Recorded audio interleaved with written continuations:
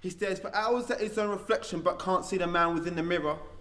All he sees is a scared little boy whose fate is getting nearer. So he closes his eyes and travels back further from father to where his father told him and his brother, don't smother or cover the truth from your lover. My advice, if I had heeded, you may have still have had a mother. He blinks twice and thinks thrice. Can't shake her image from his head, so instead he places his hand over the wound where his heart bled. He's sick and tired of looking at his own reflection. It doesn't look well fed, just well fed up.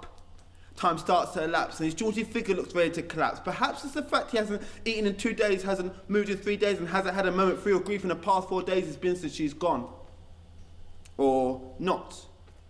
Perhaps he's just given it all he's got and this is just his lot. Or not. He prays for a pot of luck, a pot of dreams, anything to turn the scenes of this reality. He can't face the inherent duality in a personality or the person he is and the person he wants to be. He feels like he's never free, confined and defined by this two-dimensional 2x3 foot. He's shook, he knows he can't take back what he already took. Too scared to give it another look, he leans to the side, almost ready to hide. Picks up a book and begins to write.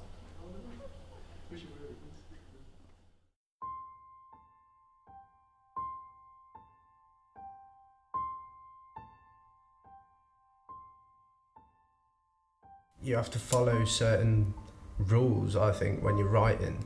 Like you got to think about like how you write it. Like I don't even know how I'd go around writing a poem that's meant for print. Like it didn't make sense to me like how I'd do it, because like everything that I write is organic, and when you perform things as well, they take their own form. So like if someone's saying that it's killing off the written word, it's completely different. Like it's a separate thing in all itself. Spoken poetry is there with the intent to be heard straight away. It's a message, something that is being created in order to influence or entertain, whatever the purpose of the piece is. It's there for other people. Like, say for example, the way I write a poem and perform it is more like kind of like a rap, so kind of just flows and stuff, whereas written poetry it's like da da da da da da, which is equally as good, but I can't do that the same as them couldn't do what I do. So reality is flying towards me like an arrow about to spear through my chest. I take what feels like my last breath, but he's getting closer. I can't move, I'm frozen. My eyes go cross-eyed as this possible monster meets head with mine. Don't be scared. I'll do it quickly. Animalistic instinct kicks in and I sigh. Warm breath teasing the ear, I sneer. A crisp whisper slurs from my lips. Try me. Parallel lines. Blue as the baby indicated have crossed and incubated, marked now with an X. Growing from the old cold spot forms convex life between, where bodies convene always. Where furious needles of ID weave skin into a warming egg, edges moving into a head, a leg. But that gold combined breath in her womb was plucked by death and made into a tomb, because bodies, although made by hands, are undone by fingers when life is a gun and death the trigger. I think recently I've discovered that with live spoken word poetry you can do so much more and the performances can be so much more powerful, but it's not getting in the way of written poetry, it's just expressing it in a new way. So people who are saying, oh, these new kids coming in with their spoken word poets, then they're maybe just like a bit nervous or a bit scared, because it's not, to be fair, because spoken word poetry has actually advertised poetry better than written poetry has. There tends to be a preconception that written poetry is dusty and boring, whereas spoken word's shown that it's not. And it's not elitist, it's for everyone. So yeah, it should complement written poetry, not just try to overtake it. And when you write a poem as well, that it's never finished. You never finish a poem. I don't think I do, because every time I go back to perform something that I've written years ago, I'll have to put something else in there because something else has changed about what I've said. So yeah, it has to be, you're constantly learning when you're writing.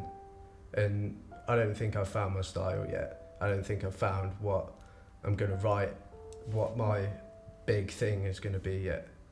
I think I'm getting there, slowly. All of this self-style binding, we spent time designing for ourselves just to say, this is me, through gritted teeth. Yeah, maybe that might be a sneak peek to what lies beneath, but it's all lies, lies, lies. That's all it is lies that serve as a shield to mask how we feel. And why do we give ourselves titles? The lad, the chav, the big hard man that rivals any unlucky prick that gets in his way. Whoa, ease off, mate. Has it been a bad day? If you think poetry is boring and elitist and too intellectual, that's just trying to confuse you, then you're reading the wrong stuff. You're not reading what's out there. You're reading stuff written decades ago that were intentionally like that to make this person look particularly good. So a lot of the problems people have with poetry is just underexposure. They're just not accessing the brilliant work that's out there to be seen and to be listened to and to be responded to. When we stood at the start of the labyrinth, I told you this couldn't be what it is. But the view from your bedroom was heady and my window's vista was irresistible. You thought that if you took the time to scrawl on every wall, you'd be able to find your way out soon enough. I warned you not to mix friendship with amour, that we should just explore, the surest way to make you mine, even as I insinuated we should press rewind. Once I've wrote it, I'm kind of over it really, but the performance is making it into a positive because I'm getting something out of it. Just kind of letting it go, I suppose. Yeah. And especially if people like it and are clapping and stuff, it's kind of like you've made something of it instead of just sitting crying about it or whatever. Anybody could write something that's going to make someone clap at the end. They're pretty much obliged to anyway.